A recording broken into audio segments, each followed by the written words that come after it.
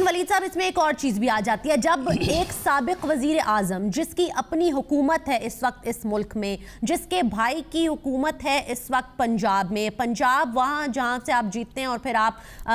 Prime minister کے نشست تک آپ پہنچتے ہیں، ایوان میں آپ زیادہ نشستیں حاصل کرتے ہیں، وہ شخص اگر یہ سوال کرتا ہے تو پھر سوال بنتا تو ہے کہ پھر ملک میں حکمرانی کس کی ہے؟ کہ اگر آپ کی اپنی حکومت ہوتے ہوئے آپ ایک احتجاج ریکارڈ کرا رہے ہیں اور آپ یہ کہتے ہیں کہ جی ہمارا مینڈیٹ چرایا گیا ہے، تو پھر کہیں نہ کچھ گڑبڑ تو ہے۔ تو کیا یہ بالکل نواز شریف صاحب ایک 2018 کے لیے ایک ایسا نیریٹو بلڈ کرنا چاہ رہے ہیں کہ جس کو عوام خرید لیں اور یہ صرف ایک نیریٹو کی حد تک ہے، یا کہیں اس میں کوئی حقیقت بھی ہے؟ کیونکہ ماضی تو ہے نا ایک ہمارا، کوئی منتخب وزیر اعظم اپنی مدت تو پوری نہیں کر پایا بھر کیف اس ملک میں۔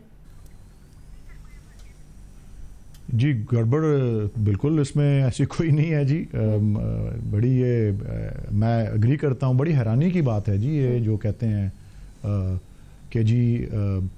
احتجاج کر رہے ہیں، کس کے خلاف احتجاج کر رہے ہیں؟ وفاق میں اپنی حکومت ہے، کہہ رہے ہیں کہ جی مجھے ہٹایا گیا کیونکہ میں ملک کو ترقی کے راستے پہ چلا رہا تھا۔ اور بھائی آپ کے ہی ہاتھ سے چنے ہوئے شخص جو ہیں وہ وزیر اعظم ہیں، آپ کو اپنے وزیر اعظم اور اپنے کیبنٹ جو آپ نے اب تشکیل دیا ہے اور جو وزیر اعظم ہیں اور جو ساتھ ان کے پارلیمنٹ کے ممبرز ہیں، کیا ان میں کوئی اعتماد نہیں ہے؟ یہ کیا ان کی ذات کا وہ سارا تھا اور ان کی ذات میں کوئی متبادل کا تصور نہیں ایگزسٹ کرتا؟ یہ کیا بات ہے؟ یہ بڑی عجیب سی اور حیران کن بات ہے۔ اور ایک اور بات جو ہے میں فیصل چودھری صاحب سے اس میں بالکل کی تائید کرتا ہوں، یہ 2 روز 3 روز پہلے تک تو یہ چل رہا تھا سلسلہ کہ جی ہمارے خلاف سازش ہوئی، ہمارے خلاف سازش ہوئی، اور ان کو پوچھا جاتا رہا، ہم لوگ بھی پوچھتے رہے، او بھائی کس نے سازش کی؟ بتاؤ، نشاندہی کرو، نہیں تو یہ جو جلوس نکال رہے ہو، ہم کو تو یہی لگتا ہے کہ آپ پاکستان کے ادارے یا اس کی دفاعی اداروں یا اس کی جو عدلیہ ہے اس کے خلاف آپ جلوس جلسے یہ مارچ کر رہے ہو یا جو بھی احتجاج کر رہے ہیں وہ کر رہے ہو۔ اب ایک دم سے سازش سے ہوتے ہوتے وہ آ گئے ہیں، حملہ کر رہے ہیں اب وہ لفاظی میں on the 5 member bench of the Supreme Court۔ اور یہ میں اس بات کو کہہ رہا ہوں کہ میں ایگری کرتا ہوں کہ اب وہ توہین عدالت کے زمرے میں داخل ہو رہے ہیں۔ دیکھیں جی اظہار رائے کی آزادی جو ہوتی ہے، freedom of expression, freedom of speech,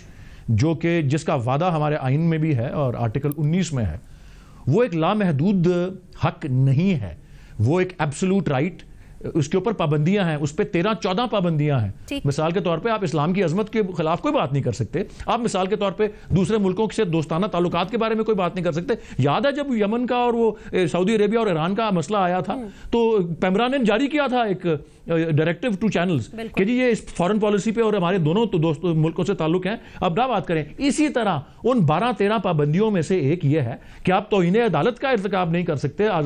Altaf Hussain کا اوپر بین کیوں لگا تھا؟